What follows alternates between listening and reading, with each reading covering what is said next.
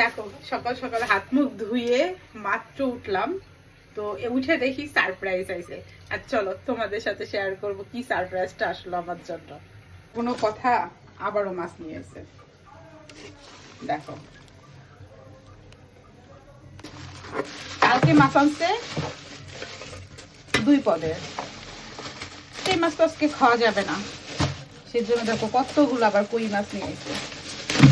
দেখো তাজা তাজা কই মাছ, ভয় করতেছে আমাকে। দেখো কি করে যে মারবো, এ তো খুললেই চটপট করা শুরু করে দিব।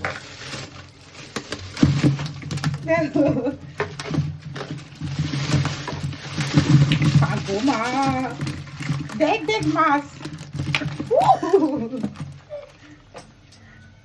মাছগুলো তো ঢেলে ফেললাম ভিডিও বানানোর জন্য। আমি যে এখন উঠাবো কি করে চিন্তায় পড়ে গেছি। দেখো তাজা মাছ, আমার তো ধরতে ভয় করতেছে। একটা পদ্ধতি আছে, দেখি কিছুক্ষণের জন্য এটা অ্যাপ্লাই করবো, সেটা হচ্ছে লবণ। লবণ দিলে বলে মরে যায়, দেখি মরে নাকি। ওই দেখো শর্টকাট উঠে গেছে। দেখো স্নান করার আগে লবণ দিয়ে আমি মাছগুলোরে মারার জন্য ধুয়ে গেছি, এসে দেখি মরে নাই, মাছিও আসে নাই। মাছ তো খেতে হবে, কাটতেও হবে। ভাবলাম যে যদি মাছি না আসে আমি কাটতে বসবো, তো মরে যাক, তাজা মাছ কাটতে ভয় পাই। চলো দেখি কি অবস্থা তাদের। কি খবর, তোরা কি বাচ্চা আছস?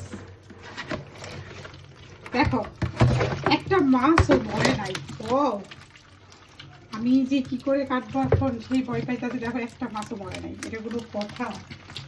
ওদের যে কি জীবন, আমি তো যতটুকু জানি যে লবণ দিলে মাছ সব মরা যায়। তো দেখো আমার মনে হয় লবণের পরিমাণটা কম ছিল। এটা কোনো কথা হলো? কও একটা মাছও মরে না। তো ফাইনালি দেখো মাছগুলো তুলতে পারলাম, তারপরেও মাছগুলো কিন্তু মরে নাই। আমি তো খুব চিন্তায় পড়ে গেছিলাম। পরে আমারে ভাই বউ আর ভাই বুদ্ধি দিল যে এই হাতাই করে তোলো, তাইলে মাছ তুলতে পারো। তো আমি খুবই চিন্তায় পড়ে গেছিলাম। আসলে এই ভিডিও বানাইতে গিয়া আমার মাছগুলোরে এই বেসিনের ভিতরে দিয়ে আমি খুবই বিপদে পড়ে গেছিলাম। ফাইনালি মাছ তুলতে পারলাম। আজকে মাছগুলো আমি কাটবো। মাছ কই যে লুকাইছে ব্যবস্থা না, কও কি যে তান্না দিতাছে। সকাল থেকে মাছগুলোর পিছনেই লেগে আছে আমি।